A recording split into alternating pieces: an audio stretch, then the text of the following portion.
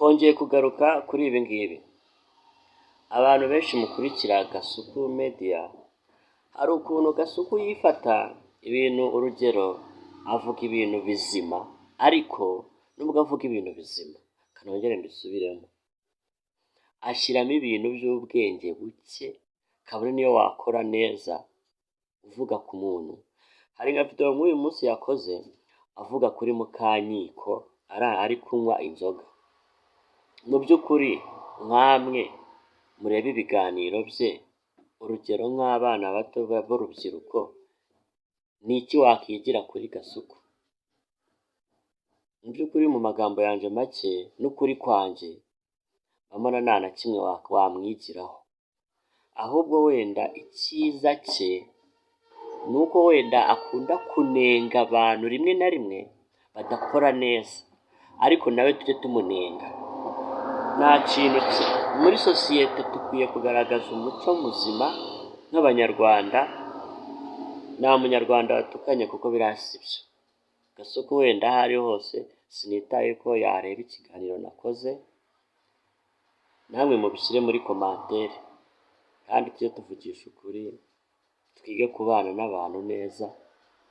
Nta kidutandukanya, nta n'icyo mpfa na Gasuku. Njya mukurikira cyane kubera ko wenda uruhande rwe ruzima ni uko arwanya abantu bapfobya u Rwanda, kandi abo si tubakunda, natwe dukwiye kubapfobya. Ariko hagati aho abantu bamureba, ikintu cy'ikinyabupfura rwose nta kinyabupfura agira, habe na gike. Umuntu akora inkuru ukajya kumva harimo utugambo two gusebya nk'abantu, wagira ngo ese ubundi nk'abantu bazi Gasuku ubundi yakuriye he, yarerewe he? Ni ababyeyi be bamutoje uriya muco? Niko yarezwe? niko yireze? Hari umuntu umwaburira kuvuga ibyo ashaka? Ntabwo bishimishije habe na gake. Gusa nyine buri wese afite uko abayeho nuko afata ibintu, amagambo ye atameshe, ikinyabupfura gike, disipurine nke, njye simbikunda. Nta nubwo ari na byiza, nta nubwo ari na sawa. Ndamunenza aho ngaho ushyizeho vi, kandi nta nubwo bafite by'ibyo mvuze. Tujye tunenga, tunashime.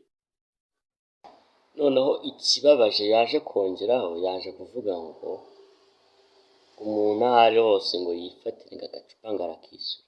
Ese Gasuku nkawe kweri ukuntu tukuzi uri buhahara utajya urekura, wowe wangurira nde n'ibyo bigambo byawe bitavuze? Ntukajye ubeshya abantu, ujye wivugaho ku giti cyawe.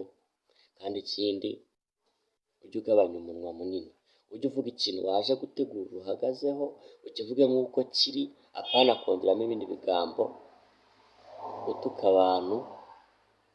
Rega hari n'uburyo ushaka gukora inkuru neza ariko utibasiye umuntu umwandagaze, kuko ibyo si ubupfura. Kandi mbona rimwe na rimwe avuga ngo abantu badafite ubupfura iki, wowe urabugira? Njye mba mbona ntabwo. Kandi ikindi, n'ibyo nkubwiye kandi mbihagazeho ijana%.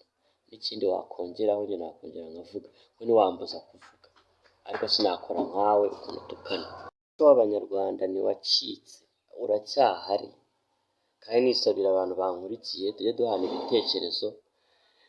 Mufite n'undi twaganiraho, ubu ni content yo kuvuga ku muntu, imyitwarire yabo, cyane cyane abavuga ko bateye imbere, bamamaye, bafite influence nini, ariko nibo bari kwica umuco bamwe na bamwe. Bakitwaza icyo bari cyo, bakavuga icyo bashaka, kandi baba bazi ko natwe tubareba. Tuzajya tubavugaho rero. Mukore subscribe kuri Ruga TV, nk'ibisanzwe tujye dukomeza tubane mu biganiro hirya no hino tugenda dukora. Murakoze cyane kandi turabashimiye. Salute.